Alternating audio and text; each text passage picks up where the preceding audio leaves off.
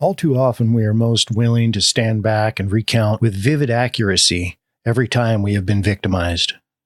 We will expend a vast amount of energy holding accountable and vilifying those who have wronged us.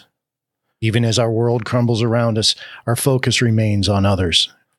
We are loath to let the memory die, no matter how painful. Placing them on the shelves of our mind where we keep such things affords us the freedom to dwell and relive at our leisure, keeping these memories alive, perhaps all the while planning our retaliation. On these shelves, the memories stay alive and are never in danger of being forgotten. And though others may forget, we are free to revisit and keep them alive indefinitely. Great lengths are taken to never let them go, yet this freedom comes at a cost. Welcome to Episode 8 of Two Drunks with a Mic, the podcast where we share our past so that others might have a future. Subscribe and share is all we ask. In the early days of my recovery, I was starting to feel pretty good. I was participating in all the required program functions. I was regularly attending 12-step meetings, working with a sponsor, and I was also pretty active at my church. But for as good as I was feeling, I found myself often plagued with a small nagging feeling of unrest. It got to the point that it was getting in the way of positive forward progress, and I was concerned. As I processed this concern, working things out through the required journaling and speaking to a few people, it came to light that there was an event in my past that I couldn't seem to let go of. And in short, it was eating me up. Couldn't is actually the wrong word. Truth is, I simply wouldn't let it go. I had been wronged, disrespected. I wanted satisfaction. The people and events aren't important. What is, however, is how I was able to move past this. One of the programs I was involved with at my church was a recovery ministry. I knew the pastor who led the program, and I also knew his wife. It was during the time at one of these meetings that his wife approached me and mentioned that she thought I seemed as though I had something weighing on my mind. I told her what I had been dealing with, and she very matter-of-factly told me that I needed to forgive the person. Now, she wasn't the first person to tell me this. As a matter of fact, she wasn't even the third or fourth person. There were many that had given me this counsel. And as usual, my first and immediate response had always been, screw that. There's no way that that's ever going to happen. Over the couple of days after speaking to my friend's wife, the constant dwelling on the wrong that had been done to me was replaced with a soft, quiet voice telling me that forgiveness was the only option I had if I ever wanted to be rid of whatever this was I was dealing with. So here I was, probably 5 or 6 months sober at this point, doing great, but still resisting. The old self was still hanging on and was hell-bent on keeping this one shred of my past alive. It was insanity. I was faced with a choice. But here's the irony of it all. At this point, I was spending much of my time in step work, reaching out to those I had wronged over the nearly 3-decade span of my drinking career, doing my best to make amends and basically asking them to forgive me. Not one person I went to refused. So what was my hang-up in extending the same grace that I had been given? I hope the answer is obvious. I was being selfish.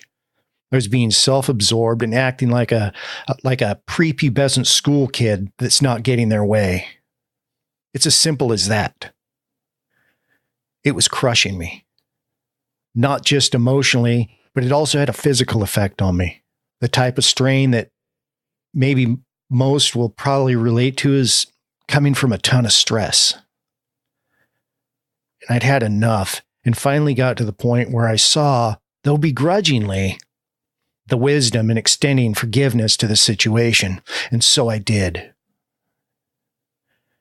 And I remember it very clear. I remember praying to God, confessing my stubbornness, laying it all out there, and saying the words, I forgive them. And I meant every word. Some amazing things happened at that point.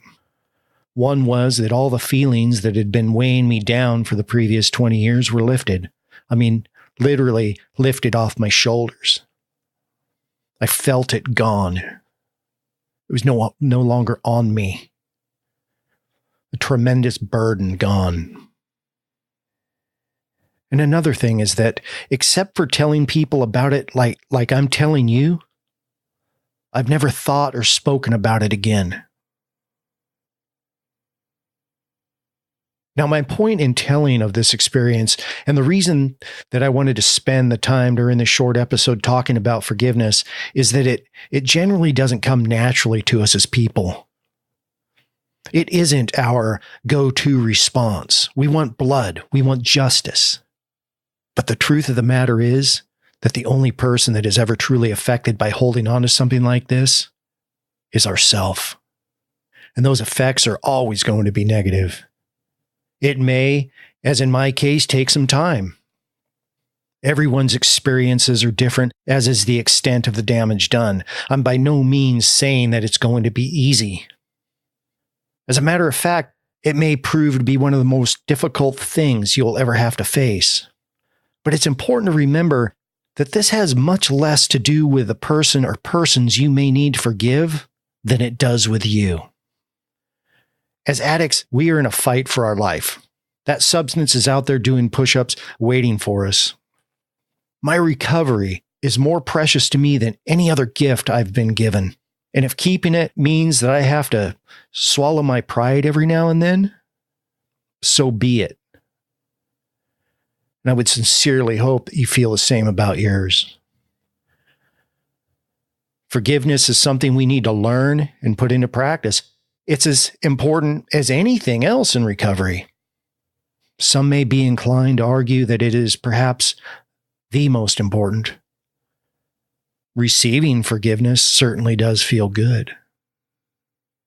There's one more thing before I end this, and really, this is the main point I wanted to get to. Over the past several months of talking to people, poring over hundreds of Twitter feeds and other social media outlets, there's this one overwhelming common factor that is absolutely crippling people struggling with addiction. And it's this: they all have lost any sense of self-worth. Let me say that again. They have all lost any sense of self-worth. Now, I'll say this. I completely empathize with this. Like we've talked about in previous episodes, feeling like the biggest piece of crap on the planet is an easy feeling to come by for an addict. I've been there. Randy's been there. Gary's been there.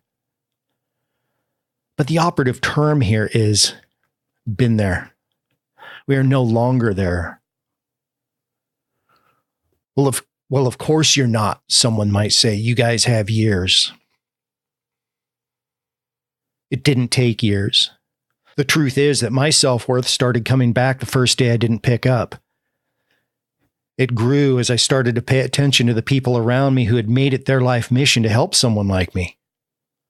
It grew more as I was reminded that God doesn't make mistakes and that I, as we all are, was fearfully and wonderfully made.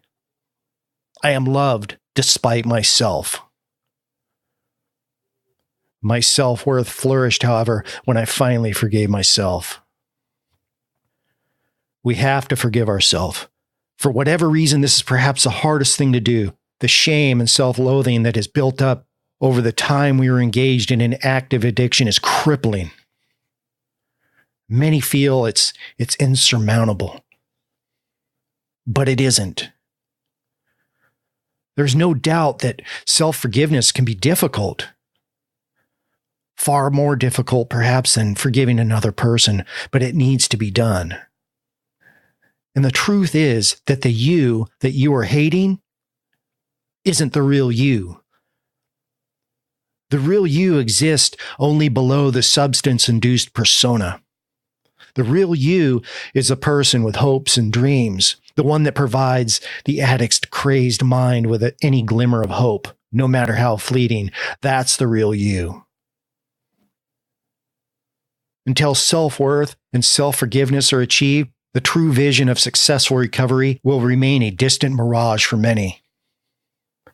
And it's so because recovery isn't simply resting on the one thing that we've done and hoping that all of the pieces fall back into place. No. Recovery is a series of actions that work in concert to bring about the healing and restoration of the broken life, your life. The highly valued, important, beyond comprehension you. And key to this is your perception of self-worth. Extend to yourself the grace that has been extended to you. Despite what your current state of mind is telling you about yourself, you do matter. As a matter of fact, a man went to the cross 2,000 years ago to prove it. So take the hand that is reaching down and get up and move forward. And if you can't, he'll carry you, just as he carried me and countless others before me. The past holds nothing for you. It certainly doesn't define you. And there is no such thing as a past that can't be washed clean. Forgive yourself and allow yourself to be forgiven. Until next time, God bless.